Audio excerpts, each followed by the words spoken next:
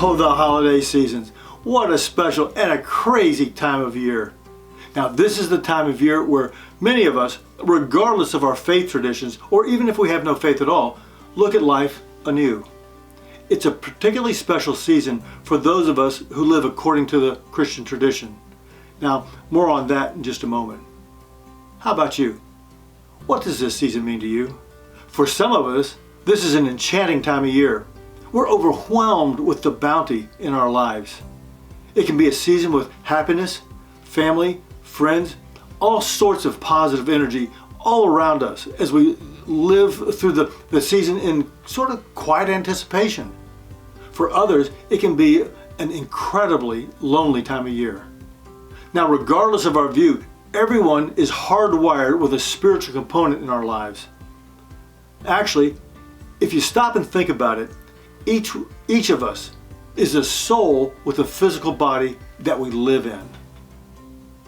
My Asian friends, European friends, and those in the Middle East all approach and reflect on life just a little bit differently. Some of us bump along through life. Some are more devout and are more deliberate about living out their faith.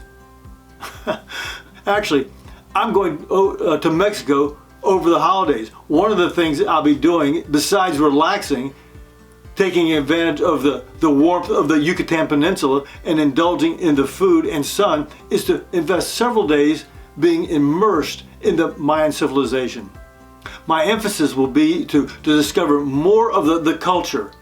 As with every culture, this will be done as I sort of walk through and dig deeper into several of the Mayan temples in the Yucatan. This is something I love to do when I travel, to experience the deeper spiritual side of the local population. Now, earlier this year, in my trip to France, there was something about the Benedictine monks at the Abbey of Limoux that I really appreciated. In addition to their deep faith in God, I like the fact that they had an incredibly strong work ethics.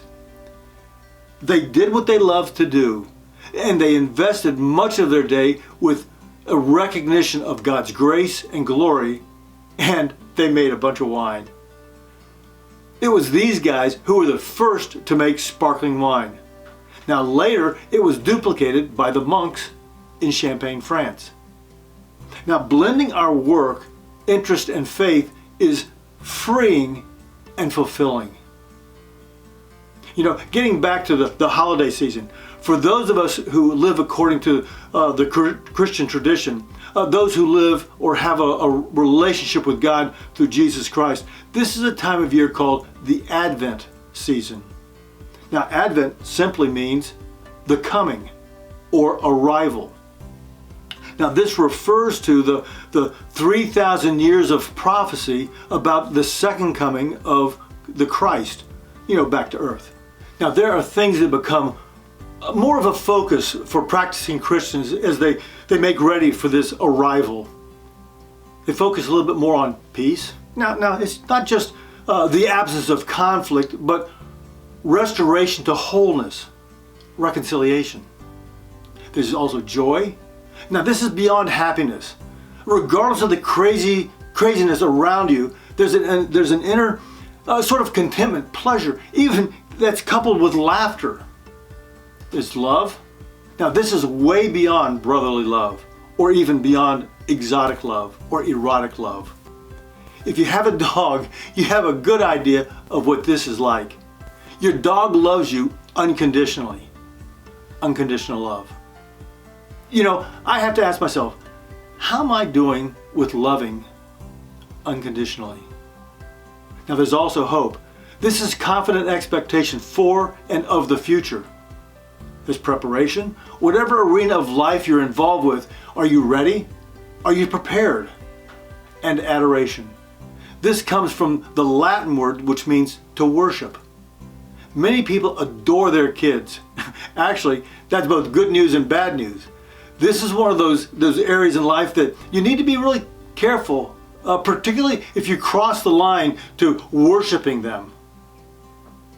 Folks, this is a season of the year where those of the Christian persuasion invest more spiritual energy on adoration.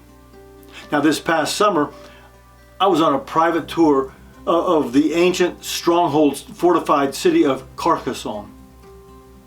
We were in this medieval cathedral there as my tour guide began talking about the magnificence of the cathedral's massive stained glass windows. Now, through the eyes of a 21st century American, it's easy to say this is way beyond extravagant. However, as my guide said, many of the peasants of the day had nothing but a candle to light their meager homes. When they came to the cathedral and stood in the refracted, colorful light of the stained glass windows, they would actually hear the words of Jesus as he said to them, "I am the light of the world."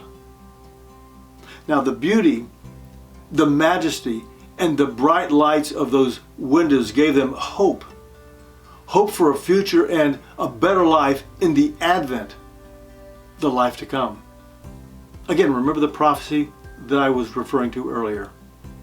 Now, as we blend all this together, the Ancient of Days and the prophets of old have told us what to expect.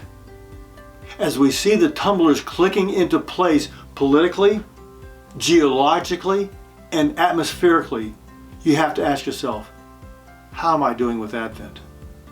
The arrival, the second coming. Are you prepared? I am, and I'm getting there. Now, for those of you who are excited for and about the Advent, what are you doing to get ready? Now, if you're completely unfamiliar with what I'm talking about, please reach out to me. I would love to walk with you on your journey of learning more about this important event. Folks, have a wonderful Christmas and know that you're loved.